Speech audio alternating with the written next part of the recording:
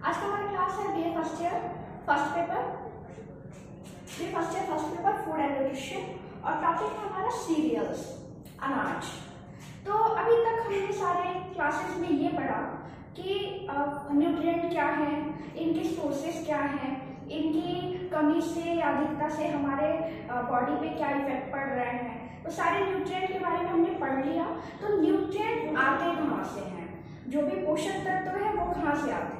तो पोषक तत्व तो भोज्य पदार्थों से आते हैं। तो भोज्य पदार्थों को ही हम अब पढ़ेंगे। तो भोज्य पदार्थ जो भी पूरे वर्ल्ड में प्रकृति के द्वारा निर्मित है, जो हमारे खाने योग्य है, उसको हम खाते हैं। जैसे पूरे वर्ल्ड में जितने भी जीव हैं, तो मनुष्य अलग हो गए, जो भी पशु पक्षी है वो अलग हो गए, तो उनके सबके भोजन भी अलग अलग हैं। तो मनुष्यों के लिए कैसे भोजन बनाए गए हैं, उसके क्या सोर्सेज हैं, उसके बारे में अब हम सारे क्लासेस में जानेंगे। तो जो भी सोर्स है वो दो सोर्स है, एक वनस्पति जगत और दूसरा प्राणिक जगत, यानी दो ही सोर्स है जिससे हमें भोजन मिलता है।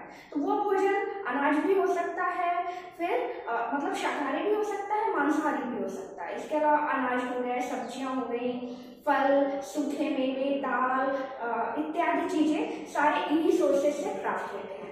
तो हम आज अनाज के बारे में पढ़ेंगे। अनाज क्या है? तो इमेजिन करिए कि आपके पास सब कुछ है लेकिन खाने के लिए अनाज नहीं है। यानी पूरे वर्ल्ड में, सिर्फ भारत में ही नहीं, पूरे विश्व में सारे मनुष्य सबसे ज्यादा अगर भोजन में कुछ इस्तेमाल करते हैं तो वो अनाज को ही इस्तेमाल करते हैं, क्योंकि सीरियल्स ऐसे भोज्य पदार्थ हैं जिसमें न्यूट्रिएंट में कार्बोहाइड्रेट प्रचुर मात्रा में पाया जाता है। और कार्बोहाइड्रेट से हमें ऊर्जा मिलती है, एनर्जी मिलती है। तो एनर्जी का बहुत अच्छा सोर्स है अनाज, सीरियल्स। इसीलिए पूरे वर्ल्ड में अनाजों का इस्तेमाल ज्यादा किया जाता है बाकी सारे भोज्य पदार्थों के अपेक्षा। ये बहुत इजीली हर जगह मिल जाता है और ये बहुत सस्ते दामों पर भी मिल जाता है। अब आते हैं अनाजों की परिभाषा, यानी खाद्यान्न की परिभाषा। मतलब खाद्यान्न है क्या? खाद्यान्न और अनाज एक है, सीरियल्स। तो सीरियल्स, सबसे पहले तो जानते हैं सीरियल्स की उत्पत्ति कैसे हुई। तो सीरियल्स की उत्पत्ति बहुत प्राचीन काल में हुई। तो यूनानी देश, बहुत प्राचीन काल में यूनानी देश के जो निवासी थे, तो वो सीरियल्स को सीरीज कहते थे। सीरीज का मतलब होता था वहां की एक देवी। वो देवी उनके अनाजों और खाद्यान्नों की संरक्षिका थी, यानी रक्षा करती थी। तो हमेशा वो संरक्षिका के तौर पे रही, इसीलिए अनाजों का नाम उन्हीं देवी के नाम पर पड़ा, सीरीज, और जिसे इंग्लिश में सीरियल्स कहते हैं। अब आते हैं अनाजों की परिभाषा पे। तो वे सभी भोज्य पदार्थ, वे सभी जो घास वर्ग के भोज्य पदार्थ हैं, जो कृषि से उपज किए जाते हैं, घास वर्ग के जो भोज्य पदार्थ हैं जो हमारे खाने योग्य हैं और जो कृषि वर्ग से उपयोग किए जाते हैं, उनका बीज हमारे खाने योग्य होता है, वो अनाज कहलाता है। यानी घास वर्ग के वे सारे भोज्य पदार्थ जो कृषि द्वारा उपज किए जा रहे हैं और उनके बीज हमारे खाने योग्य हैं, वही हमारा सीरियल्स कहलाते हैं, खाद्यान्न कहलाते हैं। अब आते हैं क्लासिफिकेशन पे, अनाजों की रचना, वर्गीकरण इसको कैसे किया गया है, कैसे इसको विभाजित किया गया है। तो अनाजों को, चूंकि हम सभी अनाजों के बारे में जानते हैं, अलग अलग फसल होते हैं, रबी की फसल, खरीफ की फसल, यानी चावल, गेहूं, बाजरा, जौ, मक्का, रागी आदि सभी के बारे में हम सभी जानते हैं और सब उसका सेवन भी करते हैं। लेकिन उसकी न्यूट्रिटिव वैल्यू और उसके वर्गीकरण के बारे में कितने लोग जानते हैं? बहुत कम लोग जानते होंगे, क्योंकि हम बस उसका सेवन करते हैं। उससे क्या पौष्टिकता मिलती है, उसके कितने पार्ट्स होते हैं, उसको किस नाम से जाना जाता है, इसके बारे में ना हमें कोई जानकारी है और ना हम लेना चाहते हैं। लेकिन सारे न्यूट्रिएंट के बारे में, जो भी हम खा रहे हैं, उसके बारे में जानना बहुत जरूरी है। वो हमारा सब्जेक्ट हो या ना हो, मतलब अगर हम उस विषय को पढ़ते हो या ना पढ़ते हो, विषय से मतलब नहीं है। न्यूट्रिएंट सबके लिए है, क्योंकि हमें जीना है तो भोजन की जरूरत है और भोजन हमें इन्हीं सारे सोर्सेज से मिल रहा है। ऐसा नहीं है जो होम साइंस के स्टूडेंट है वही इन सब का सेवन करते हैं और उन्हें ही जानना है। भोजन सभी ग्रहण करते हैं और उसकी न्यूट्रिटिव वैल्यू के बारे में जानना सभी को जरूरी है। तो इसका रचना कैसे है? तो इसको 3 भागों में बांटा गया है, बाहरी आवरण, एल्यूरोन परत और ग्लूकोज। यानी आउटर लेयर, पहला है आउटर लेयर, जिसे भूशी जाता है। तो ये पूरे अनाजों का 5% भाग भूसी के रूप में रहता है, जिसका सेवन हम नहीं करते, मतलब खाने योग्य नहीं रहता है, क्योंकि इसमें सेल्यूलोज की अधिकता होती है। सेल्यूलोज यानी रेशे। तो इनके जो रेशे होते हैं, क्योंकि जब आपको फाइबर्स बताया गया था तो फाइबर्स में बताया गया था कि जो भी फाइबर्स हैं हमारे बॉडी में एब्जॉर्ब नहीं होते हैं, यानी इसकी कोई पौष्टिक मूल्य नहीं है, पोषक मूल्य नहीं है, और ये हमारे बॉडी में एब्जॉर्ब नहीं होते हैं, बल्कि सारे उत्सर्जित हो जाते हैं।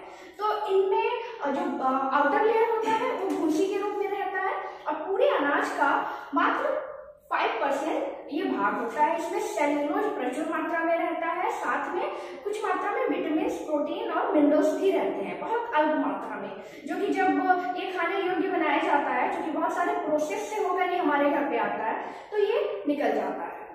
दूसरा है एल्यूरॉन लेयर। ये आउटर लेयर से ठीक अंदर होता है, यानी 3 पार्ट में बांटा गया है। तो ये मध्य का जो भाग है ये एल्यूरॉन लेयर होता है। तो इसमें क्या होता है, इसमें फाइबर्स और रेशे इसमें भी पाए जाते हैं। तो इसमें फाइबर्स और रेशे हैं, और ये पूरे अनाज का 4% भाग ये होता है। इसके अंदर विटामिन B1 यानी थायमिन की भी बहुत अधिकता पाई जाती है। फिर तीसरा है भ्रूणपोष यानी एंडोस्पर्म।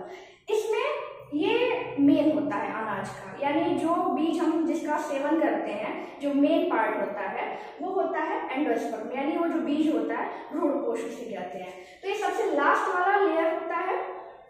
इसमें पाया जाता है दाने का मुख्य भाग होता है। इसमें ही कार्बोज की अधिकता होती है, यानी कार्बोज का मुख्य स्रोत भ्रूणपोष ही होता है, और इसके अलावा कुछ मात्रा में प्रोटीन, मिनरल्स इसमें पाए जाते हैं, बहुत अल्प मात्रा में। और इसमें रेशे बिल्कुल भी नहीं होते हैं। जो भी रफेज की मात्रा है इन्हीं दोनों में रहती है, अलावा निकल जाता है, इसमें थोड़ी बहुत रहती है। लास्ट वाले में रफेज बिल्कुल नहीं रहते हैं। ये मेन पार्ट होता है अनाजों का। अब अनाज का वर्गीकरण देख लिया। अब अनाजों के सबसे पहले आते हैं हम व्हीट यानी गेहूं पे। जो भी अनाज है यही है, चावल, गेहूं, बाजरा, जौ, रागी, यही सारे अनाज हैं। तो इन्हीं सारे अनाज के बारे में हमें जानना है। तो सबसे पहले अनाज को हम लेके चलते हैं व्हीट यानी गेहूं। ये हमारा भोजन का एक मुख्य भाग है, यानी प्रत्येक जो भी व्यक्ति हैं वो अपने डेली डाइट में या ब्रेकफास्ट में या फिर डिनर में या फिर लंच में किसी एक टाइम में रोटी को जरूर रखते हैं, यानी गेहूं के द्वारा बनाया जाता है। अब आते हैं गेहूं पे। तो पूरे वर्ल्ड में 3 तरह के गेहूं पाए जाते हैं। पहला है सामान्य गेहूं, दूसरा है मैक्रोनी गेहूं और तीसरा है क्लब गेहूं। यानी अगर गेहूं के बारे में अगर आपको जानना है तो पूरे विश्व में इन्हीं 3 प्रकार के गेहूं पाए जाते हैं, उत्पादन किए जाते हैं। इसके अलावा अगर प्रोटीन के आधार पर देखा जाए, क्योंकि गेहूं में कुछ मात्रा में प्रोटीन भी पाया जाता है, तो अगर प्रोटीन की मात्रा इसमें देखी जाए तो उसके हिसाब से इसको 2 भागों में बांटा गया है, विट्रियस गेहूं और मियली। यानी ये 3 पार्ट है जो पूरे विश्व में आपको इसे ये देखने को मिलेंगे, पूरे विश्व में ये उत्पादित होते हैं। और अगर प्रोटीन के आधार पर देखा जाए तो इसको 2 भागों में बांटा गया है, विट्रियस और मियली। तो इसमें अंतर ये होता है, जो विट्रियस गेहूं होता है वो बहुत कठोर और सख्त होता है। तो जैसे बेकिंग वाली जो चीजें बनाई जाती हैं बेक करके, जैसे बिस्किट, केक, तो इन सारी चीजों को जो बेकिंग वाली प्रोसेस वाली चीजें होती हैं वो विट्रियस गेहूं से बनाई जाती है, क्योंकि ये काफी सॉलिड होता है, तो ये बहुत जल्दी बाइंड हो जाता है। और मियली गेहूं ये नॉर्मली हम जो रोटी खाते हैं उसके लिए इस्तेमाल किया जाता है, क्योंकि ये काफी सॉफ्ट होता है। तो जो भी बेकिंग वाले प्रोडक्ट है वो विट्रियस गेहूं से बनाए जाते हैं, और जो हम डेली अपने डाइट में इस्तेमाल करते हैं रोटी, उसको मियली गेहूं से बनाया जाता है।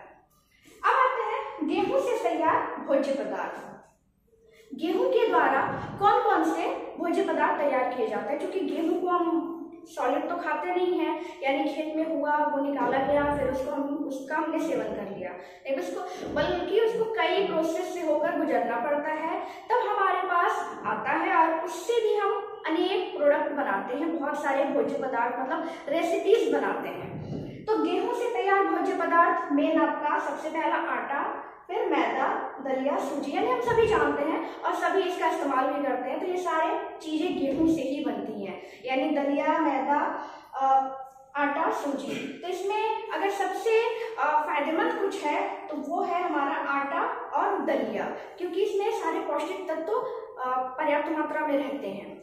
बाकी हो गया मैदा और सूजी।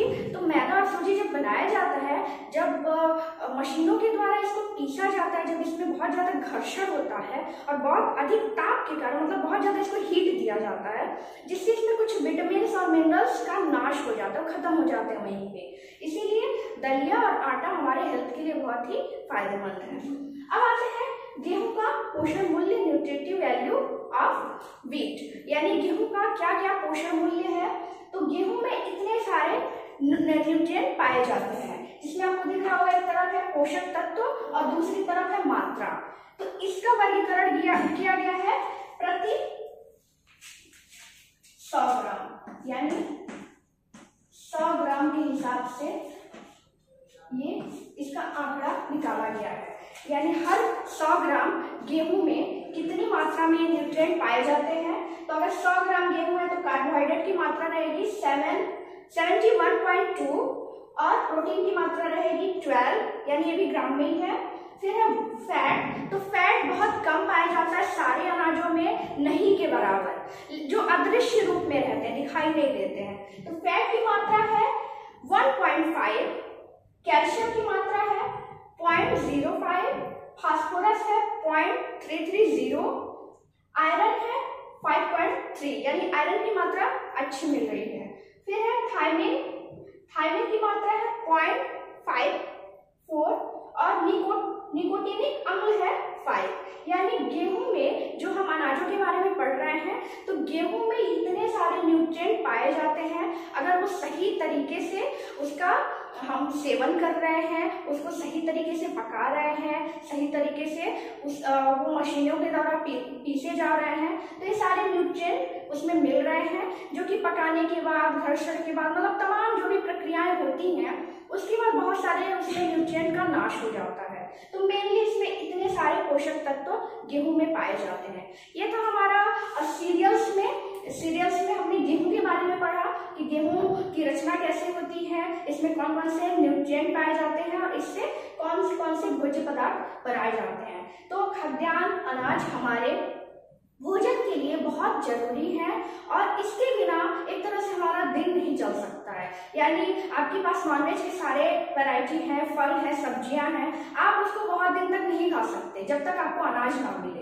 तो अनाज, चूंकि जो भी बाकी के न्यूट्रिएंट हैं, जब तक अनाज के साथ नहीं आएंगे तब तक वो भी अपना काम नहीं करेंगे। तो सब एक दूसरे से जुड़े हुए हैं, इसीलिए अनाज हमारे लिए बहुत इंपॉर्टेंट है और अनाजों के बारे में जानना हमारे लिए बहुत इंपॉर्टेंट है। ये था हमारा अनाज। मिलते हैं अगले टॉपिक के साथ। Thank you.